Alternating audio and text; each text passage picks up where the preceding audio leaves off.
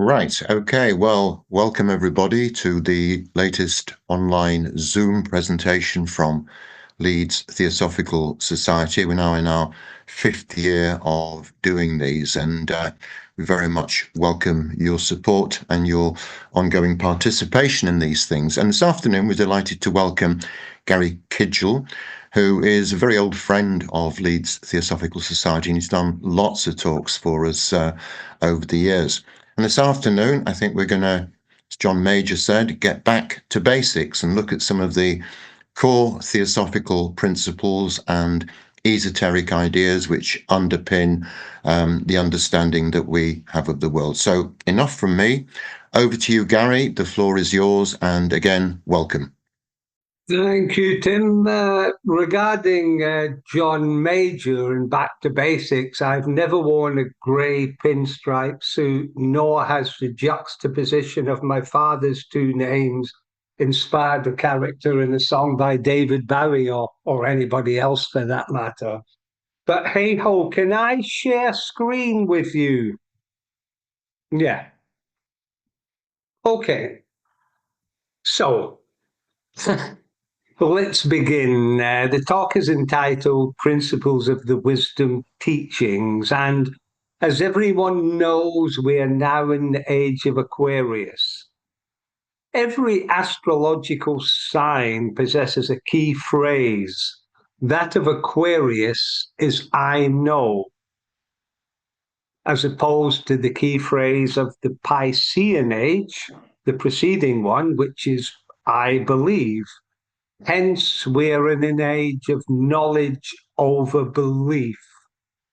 Aquarius is the sign of the water bearer who pours out the symbolic waters of knowledge for the purpose of slaking the thirst of the spiritual seeker. The Aquarian symbol relates to the Greek myth of Ganymede, the cupbearer to the gods. Ganymede was the most handsome youth alive, and his beauty did not escape the attention of Zeus, the supreme Olympian.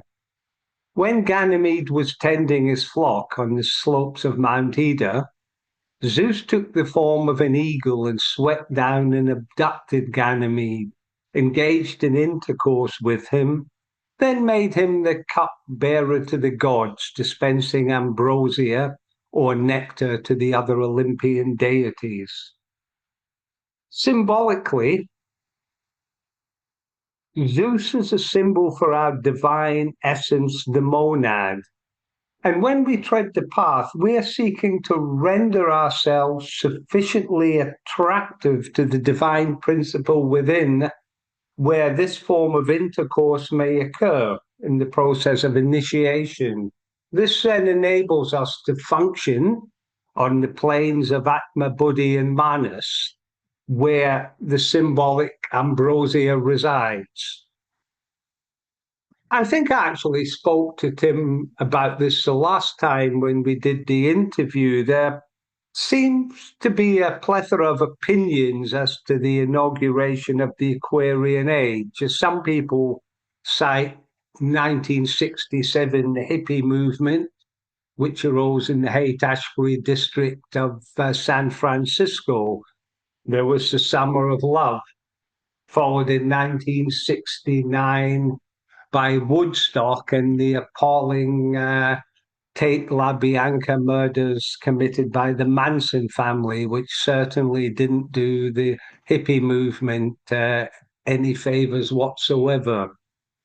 I would argue that seeds were sown for the Aquarian age in the late 19th century, particularly through the New Thought movement, the revival of spiritualism, the founding of our own Theosophical Society, which was followed by various offshoots. And also here in the UK, we had the revival of magical practices with the Golden Dawn. In the 19th century, a book by George Smith was published entitled The Chaldean Account of Genesis. This particular work illustrated that a lot of ancient texts that really should have been in the Bible were not. particularly ones that related to the divine feminine and the archetypal goddess. Around about this time, Darwin produced his work, The Origin of Species, which contradicted the view of the Bible and the creationist approach here. We also had Nietzsche's work, The Gay Science, and the very famous phrase, God is dead, which is a metaphor for the loss of absolute moral truths and the collapse of traditional religious authority and the potential consequences, which I would argue we certainly witness today. What role can theosophy play in terms of the New Age? Well, I would suggest, I'm sure you would agree, that theosophy illustrates the underlying unity of all world religions. It can therefore serve to revive, regenerate the various religions of our world. It can also, which is very important in the Aquarian age, serve as an advance point for science and psychology, which I think is very important. Here is an image of the temple at Delphi.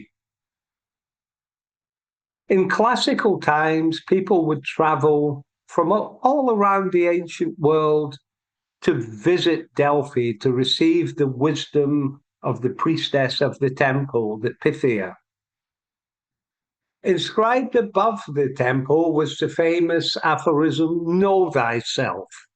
When we use the term know thyself, as theosophists, we are aware that we're not referring simply to our transient human personality with the physical body, our feelings, emotions, and thoughts, but rather we're referring to our true nature, the spiritual components of our being.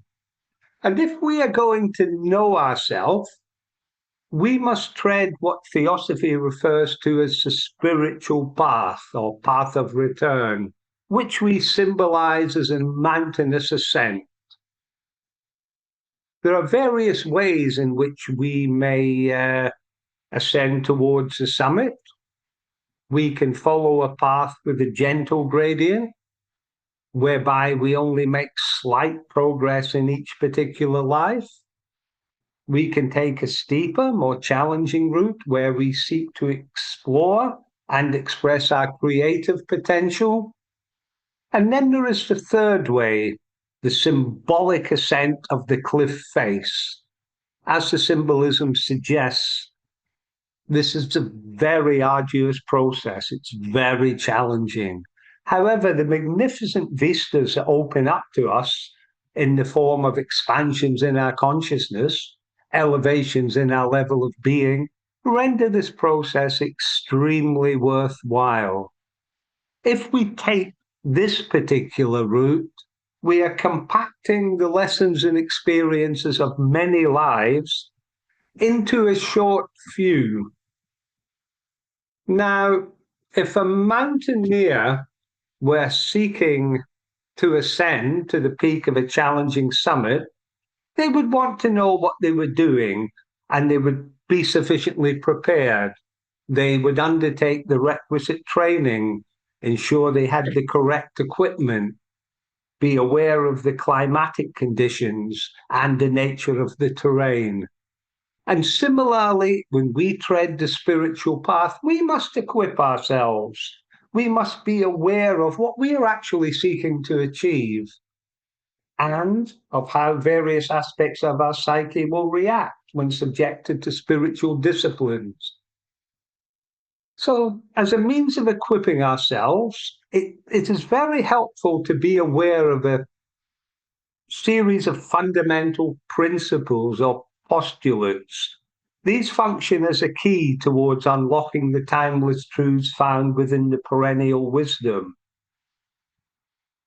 Through being aware of these, we may then derive a degree of understanding that will enable us to apply these to our spiritual practice and in our daily lives. This is how I was taught the esoteric in terms of postulates or principles.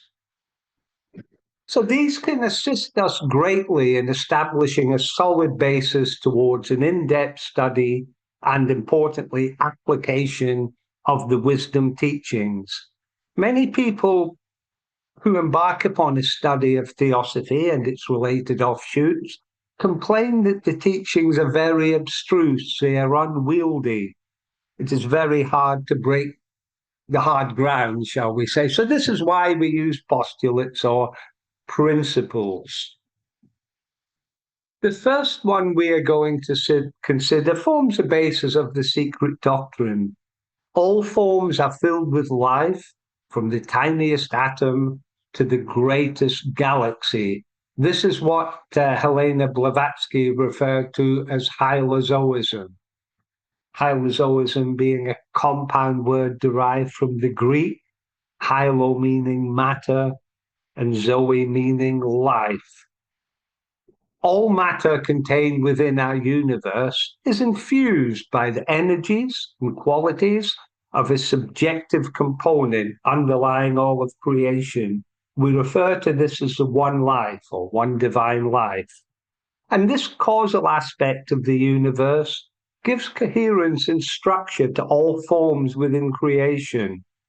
And it's important for the spiritual seeker to be aware that the rich diversity of forms within our world, which the divine life assumes, function as vehicles by which aspects of the divine life, what theosophy calls monads, at varying stages of a long evolutionary sojourn, may develop and express hitherto latent qualities.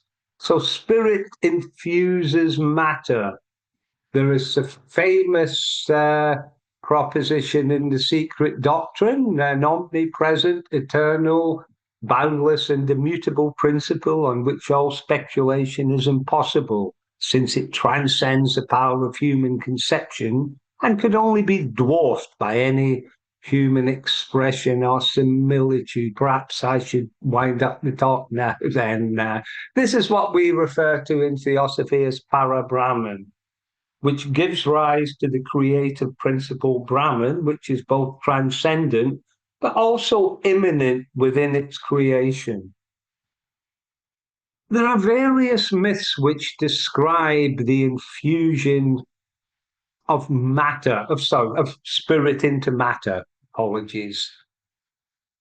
There's the tantric depiction, which illustrated here, where Purusha, the Sanskrit word for spirit, Purusha is a god who is sacrificed, and the various parts of his body then give rise to the manifest world, the rivers, the mountains, the kingdoms of nature, and the Vedic gods. In Chinese myth, Panku, the god, arises through the union of yin and yang. This would refer to the initial creative act, what we call the hieros gammas. Panku holds up the egg of creation, then grows weary, lays down and dies, and from his various bodily parts, again, all of the kingdoms of nature and the forms of creation are developed. Wrong way. And another illustration, the last one, in Norse myth, Odin and his brothers sacrifice the frost giant Ymir, and from his various bodily parts, all the aspects of creation are derived. So these are ways in which the ancients symbolized the divine life projecting aspects of itself downwards into matter, giving rise to our physical world.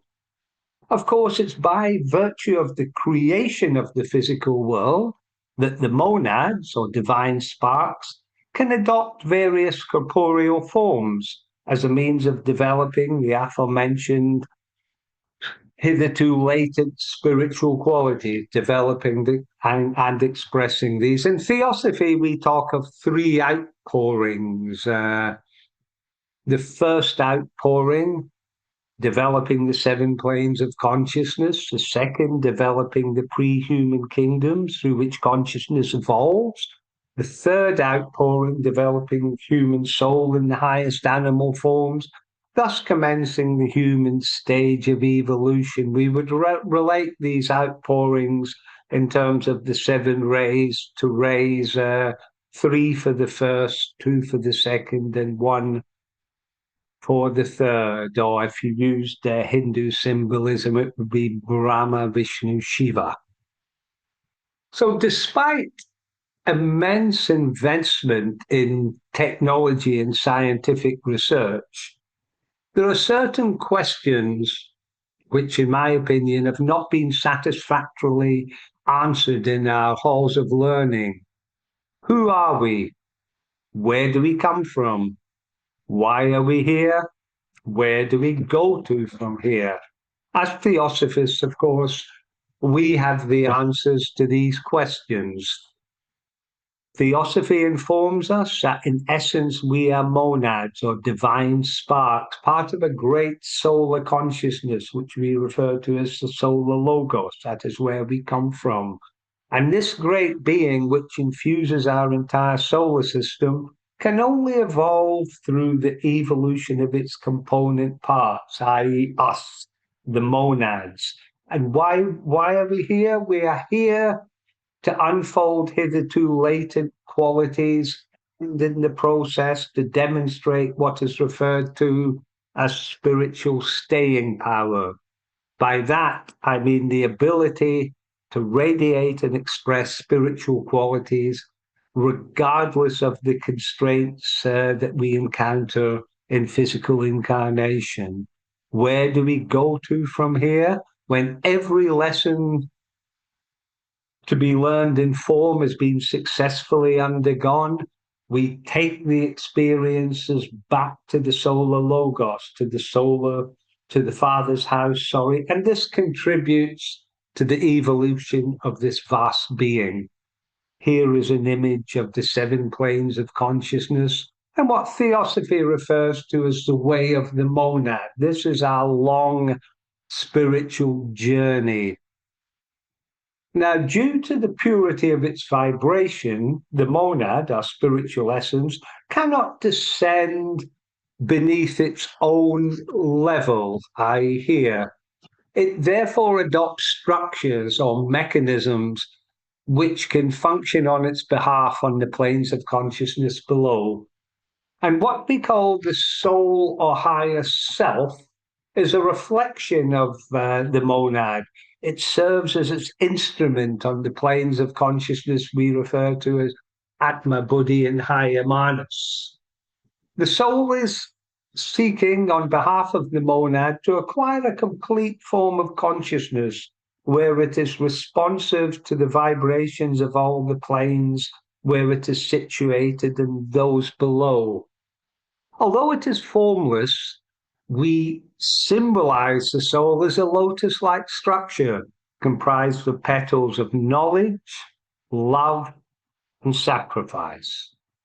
And it is our purpose to unfold these when we are incarnated in physical form. Just as the soul functions as the instrument of the monad, so the personality is the mechanism of the soul. And the soul undergoes many incarnations in the various races and cultures of our world as a means of acquiring significant, suitable, necessary experience, whereby it can unfold its symbolic lotus petals. The word personality is derived from the Latin persona, meaning that through which the sound comes. Of course, this is a very apt description for the personality as the instrument of the soul. The soul is seeking to effectively sound its note through us. The personality masks the soul. And of course, in classical times, persona referred to the mask worn by the actor or actress, indicating the part they happen to be playing. And this is a very apt description for the personality as the vehicle of the soul. Indeed, we could say that all of the forms of creation are masks which obscure the one divine life which underlies these. When I studied the esoteric with Douglas Baker, the English esotericist, theosophist, he spoke of 4 desires: the desire for recognition, desire for security, desire for new experience, and desire for response. And all human desires can be related to these or their various combinations. Desire serves a healthy purpose in the way of the monad, in that it is through desire that we become involved with the physical world, continually forming attachments which are always broken. And this is how we learn. But when we tread the spiritual path, when we awaken to higher things, to the higher reality, desire must be overcome. It must be transmuted into spiritual aspiration. This is the confrontation symbolized in the Bhagavad Gita, where you have the good and righteous Pandavas, who symbolize spiritual qualities, confronting the self-serving Kauravas, which represent the various desires. And through desire, we become entangled with the material world. And we must overcome this. So the wheel of the zodiac plays a fundamental role in our spiritual evolution. We undergo many incarnations in the 12 signs of the zodiac, many times. We say that when the soul is on what is referred to as the mutable cross, it is driven by desire.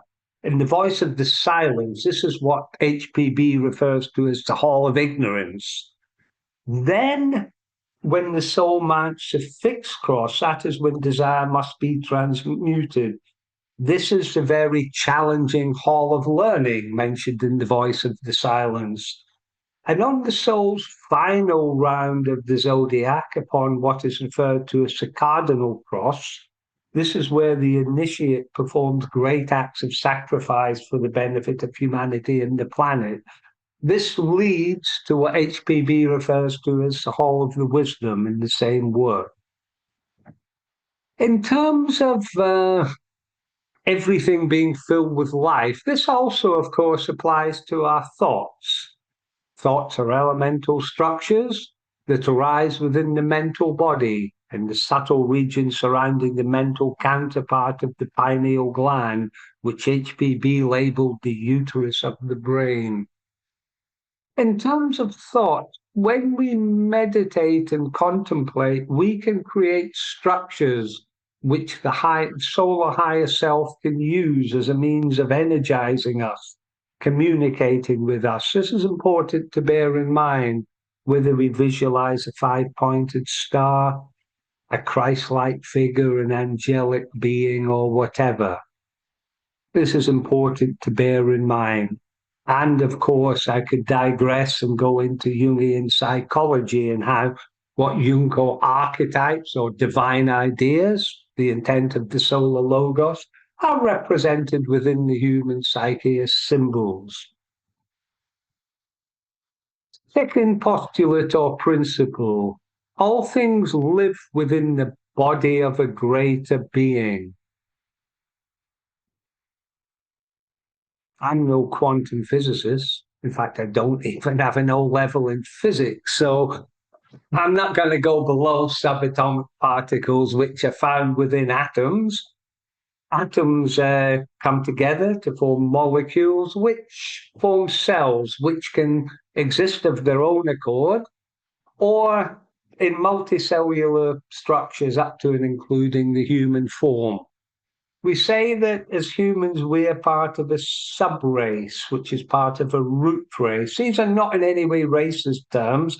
They're relating to a group of people who have incarnated for the purpose of developing a particular spiritual quality.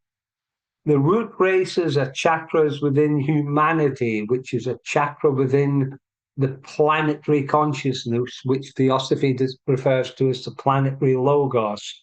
This, in turn, is a chakra within the great solar being, and certain teachings, certainly the Bailey ones, state that our solar system is the heart chakra within an immense cosmic entity, referred to as the one about whom naught may be said.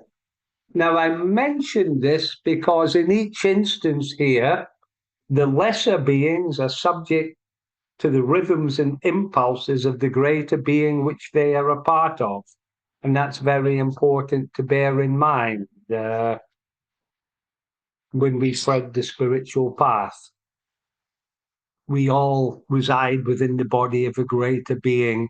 And on this basis, we contribute to the functioning of our whole superior rhythms and impulses.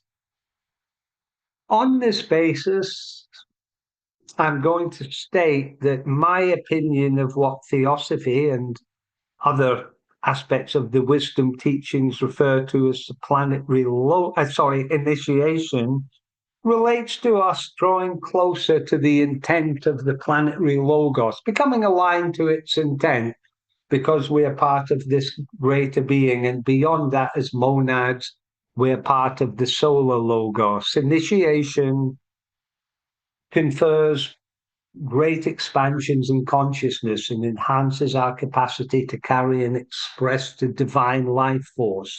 But this is always in accord, obviously, with the great intent of the greater beings which we are a part of. I've pulled up an image of the constellations here because, in terms of astrology and this postulate, great lives, immense lives are operating through the zodiacal constellations. And astrology is essentially a study of the physiology of our universe and how we, as cells within this immense cosmic being, may flow with its intent. Theosophy informs us that when the soul chooses to incarnate, it responds to the intent, the will of the planetary logos, and it chooses appropriate astrological conditions in which to incarnate, both in terms of its purpose for the life ahead, which is always aligned to the intent of the planetary consciousness, and in terms of its karma. We also say that the soul of an entity is the consciousness of the one in whom it lives and moves and has its being. We are effectively God to the cells within our body, and in some way, they reflect us. And this is the same for us as souls in incarnation. We are a very important part of the consciousness of the planetary logos. Very important to bear in mind. So the soul of each member of the human kingdom seeks to direct its personality towards fulfilling its purpose, and that is in accord with the greater being's intent, that within which it resides. So when we tread the path, undertake various forms of spiritual development, we're seeking to fashion our personality into an effective spiritual instrument. By undertaking the practices and disciplines associated with the path, by eliminating feelings and perceptions of separateness, we may then become conscious of the greater being within which we reside, whereby we are then rendered eligible through the process of initiation to share in its energies and powers via the soul or higher self. So this postulate and its implications emphasizes the need for humanity to realize the importance of mutual cooperation and group relationships. Aquarius, of course, rules groups. So this is all very important. Here is an image of the sun. I show this. I've mentioned the solar logos, and there are three aspects to the sun which the wisdom teachings describe. There is the physical sun, which is related to the fire latent within matter, which we refer to as fire by friction. Beyond the physical sun, or underlying it, interpenetrating it might be a better word, is what we call solar fire. In terms of the human constitution, this relates to the planes of consciousness where the higher self resides. And underlying the heart of the sun, there is the central spiritual sun, which we relate to the monad and to electric fire. I'm not sure when that term was coined. I suspect it came a little while after James Clerk Maxwell discovered electricity. But I mention this because when we tread the path through our spiritual practices, our meditation, our service, our study, we are concentrating solar fire within our aura. And eventually, this will attract the electric fire of the monad situated around the Sahasrara chakra in the crown. This draws what is referred to as the Kundalini serpent, related to fire by friction, from its lair in the Muladhara chakra at the base of the spine, ascending upwards to meet its mate. And this is a tried and tested means of spiritual development, of course, described in the wonderful Yoga Sutras of Patanjali. And there's an image of the chakras. So another postulate I'm sure you're all very well aware of: there is no death, only change of state.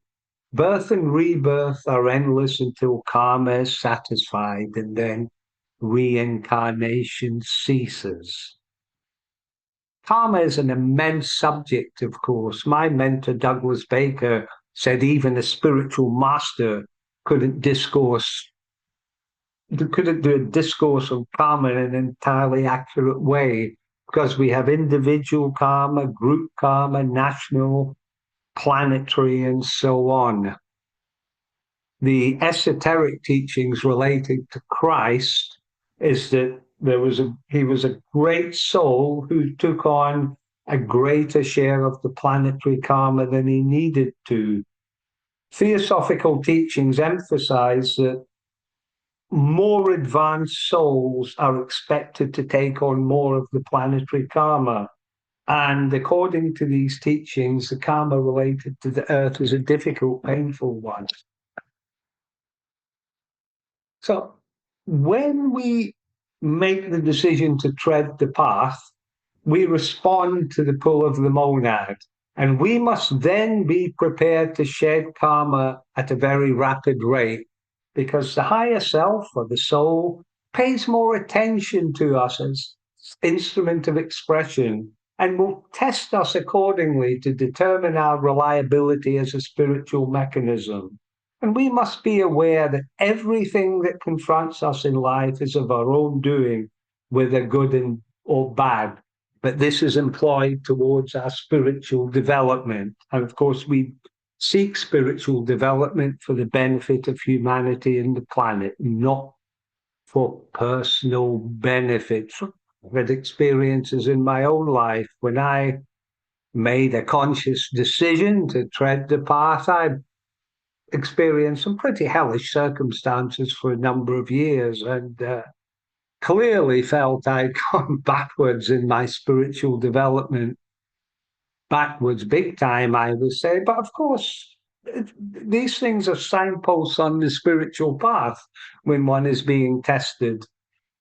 Because, as they say, the soul wants to ascertain whether or not its personality is ready to be energized.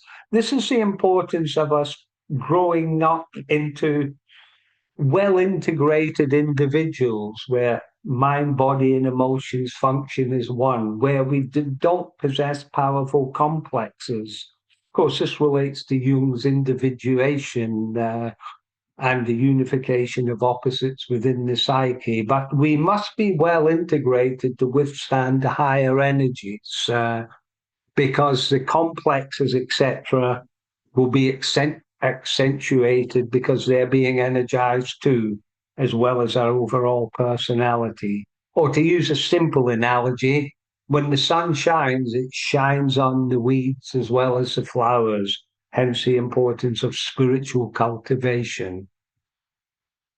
The wisdom teachings often employ the symbolic number of 777 lives. We say 700 to unfold the knowledge petals, 70 for the love petals, and the final 7 unfolds the sacrifice petals, where the initiate performs acts of great self-sacrifice for the benefit of humanity and the planet. Although we say that this number can be short-circuited by the ascent of the cliff face of the mountain initiation, which I mentioned earlier. As above, so below is another postulate or principle of the wisdom teachings. There is a correspondence between microcosm and macrocosm. And when we seek to understand the lower kingdoms of nature, we do this by understanding man.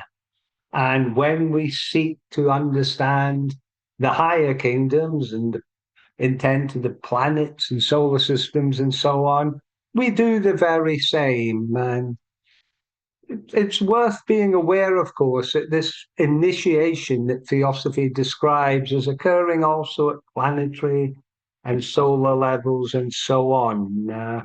Very important to bear in mind.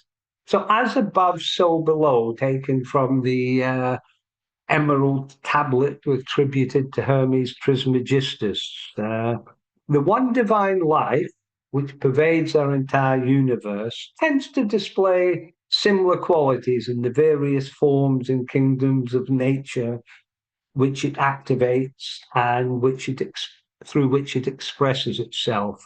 Every form is contained within its own aura and is fed from within through higher dimensions via a thread which we call a satratma, which is related to the form's soul, the higher self. And this holds true for the forms within the kingdoms of nature, a planet, a solar system, and so on. Also, in relation to these teachings, the human form may be described as the grand archetype or the grand symbol of the universe. It is the progenitor of all forms, which, whilst these are subject to the effects of their natural environment, are produced through the radiation of human archetypal energies. The human form provides the impetus, supplies the energy for invisible hierarchies of life, the angelic beings or devas, to build lesser forms which forever strive towards emulating the grand archetype. When I studied with Claregate College, one of the exercises, one of the lessons was to look at forms in nature and ascertain their relationship to the human form. Here, we're talking about things like trees, especially in autumn, where they resemble the human nervous system. Vegetables like cabbages and broccoli, looking like the human brain. I could go on and on here. So that's what I was saying there. So this is how we understand the universe. Paracelsus stated that man is a solar system in miniature. Swedenborg used to state the entire creation is only a titanic man, and we are made in the image of the universe. Interestingly, when I was a small child, I would lie in bed at night thinking we were part of a great man. Of course, going to school, etc., soon knocked those sort of thoughts out of me. But I think probably a lot of kids think in this particular way before they undergo education. So, in terms of spiritual development, we witness analogies in the lower kingdoms of nature which represent the archetypal process of spiritual transformation. In doing so, in accordance with the principle of as above, so below, we are given insight into the conditions we may expect to encounter as we seek to realize our spiritual potential. I've chosen here an image of a diamond. Diamonds are formed in the lithospheric mantle of the earth. I didn't list there, which is a miracle. But in the mantle, they are subjected to great heat and intense pressure which evokes the image of humanity, the stress in unfolding the lotus petals of the soul, and the spiritual fire, which is then drawn into the aura. And of course, in the plant kingdom, well, here we have the soul as a lotus. Its earthly base is where its roots are. It extends up through the water, the astral level of being. It opens above in the air, illustrating the importance of mind in terms of spiritual development as we seek to align the lower and higher minds. And the lotus points towards the sun, symbol of the monad, the divine essence within. It's also worth noting with the plant kingdom that when a plant is unfolding, when the bud is opening, it's a very stressful situation. Cells are being torn apart at the bud. And the plant, in seeking to flower, will send all its energies up to the bud. It won't be concerned with what's going on in the soil. Everything is focused on this flowering. And similarly, when we tread the path, this should be our major consideration, not being overly concerned about the affairs of the transient material world, although, of course, we have to function in a competent way here. But it's important to bear in mind all life is interconnected. We exist within a continuum, and we exert great pressure upon our environment through this continuum which links all life. And going back to the first postulate, all things live, in terms of our thoughts, it's important to be aware. I'm sounding like I'm in a pulpit here, I really don't mean to, but it's important to be aware that our thoughts radiate their expression outwards into the mental and astral worlds. Sometimes they may impinge upon the etheric and even reach the physical. And so it's important that we think positive evolutionary thoughts, not negative, anxious, attaching ones. I think when I learned transcendental meditation back in the late 80s. It was something I embraced for a little while. I liked the meditation. I wasn't so keen on the movement as such, but one of my friends who was more involved with it, he said to me that Maharishi Mahesh Yogi once made a comment that a gossip is worse than 10 meat meals, which I found quite amusing and perhaps correct. And of course, thinking positive, pure thoughts. This is why all the religions of our world affirm certain principles of behavior relating to thoughts, words, and deeds. And the final postulate we're going to consider, I've missed out the septenary nature of the universe, the seven rays, but the final one we're considering, the solidity and tangibility of the material world is an illusion. It is part of Maya. This is an abstruse concept, but it's absolutely fundamental to any serious advance in our spiritual development. In terms of creation, Indian teachings use the term Shakti to denote the active power of deity in manifestation. In myth, this is depicted symbolically as a deity's goddess or consort. In India, the symbolism of the lingam or phallus penetrating the yoni or vagina represents a transcendent being, Brahman, pouring out the energy of life into the field or womb of creation, symbolized by the various goddess figures found in world mythology. There's a lingam in yoni. That belongs to my Bulgarian friends who live on the slopes of Mount Vitasha in Sofia. They have this lovely lingam in yoni in a pool. So when we consider the symbolism of the god and goddess embracing, we are pondering over how life is generated in its profound mystery. This is the hierus gamos at the macrocosmic level, which we seek to affect in microcosm through initiation. This is Jung's individuation, showing how the various opposites within the psyche, spirit, matter, male, female, active, passive, light, dark, are unified. So, in terms of creation, then, the god and goddess, the active and passive powers of a single transcendent principle, which are in essence one, appear as a duality. Here's an image of Shiva and his consort Parvati.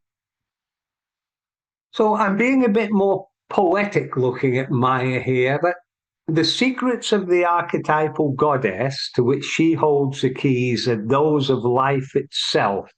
These are available only to those able to transcend her powers of Maya. Probably the best description I have heard of Maya, certainly the most succinct one, comes from Heinrich Zimmer, who was Joseph Campbell's mentor. Got to remember the damn thing now. Yeah, Maya tricks us into perceiving creation as the one divine life as many separate and distinct lives, and the transient affairs of the material world as real and enduring.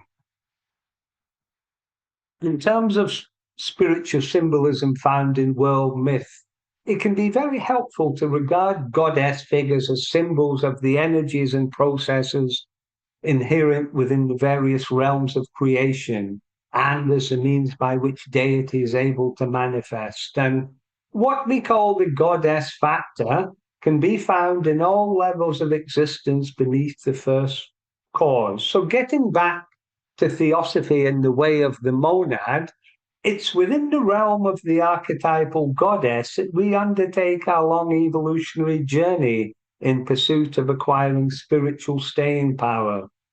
So we could also describe the seven planes, well, we could go to the cosmic ones as well, and call these the realm of the goddess. Probably the most famous illustration of Maya is found in Plato's Republic, where Plato asked his students to visualize a group of prisoners shackled in such a manner that all they can do is stare at the figures in front of them, cast upon the wall of the cave where they are imprisoned. Behind them, there is a lit fire and people going about their everyday activity. Of course, Plato is contrasting the planes of the soul with the material world. And it is at the level of the soul where genuine activity is taking place, which is giving rise to the shadow show, the phantom apparitions cast upon the wall. And Plato asked his students to imagine what would happen if one of these prisoners could remove their shackles. So here we're talking about someone treading the path, undertaking the necessary spiritual disciplines. So they are then, well, their consciousness is elevated to the level of the soul. If they could see what was giving rise to the shadows, the Maya, they'd have a very different understanding of life and its processes. And taking this further, Plato asked his students to imagine what would happen if someone could tread upwards and out of the cave into the sunlight. This, of course, the monad. Well, initially, it would probably take them quite a while for their eyes to adjust, but they'd have an altogether entirely different understanding of life. And then imagine what would happen if they returned down into the cave and took their place amongst the prisoners and tried to explain that the shadows they were viewing on the wall are not real. And of course, this has been the great challenge for all the great avatars and initiates since life on Earth began, to convey spiritual truths in a way which a particular culture at a particular point in history are able to assimilate. So this is what we call Maya. The other famous illustration was Adi Shankara's analogy of the snake and the rope, where someone walking along a dark road sees a coiled rope, which they imagine to be a snake. And upon closer inspection, they realize it's a rope. So when the rope is known, the snake vanishes. And similarly, when we realize in essence who we are and are connected to the higher self and to the monad, then we are not susceptible to the Maya of the lower world. I have uh, I have actually finished the talk now, guys. Shall I stop sharing? So, thank you again, Gary, for a really wonderful and all-encompassing talk, which I think took in so many different aspects of, the stuff that we study and are interested in. So, thank you again for that. We promise not to invite you for at least another 3 months.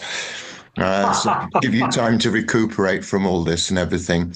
But thank you everyone for joining us. And as always, if you have any thoughts about people who you think might be good interviewees or who might give good talks, please get in touch with me. And in the meantime, have a very good week. And from everyone in Leeds, it's a very goodbye to you all.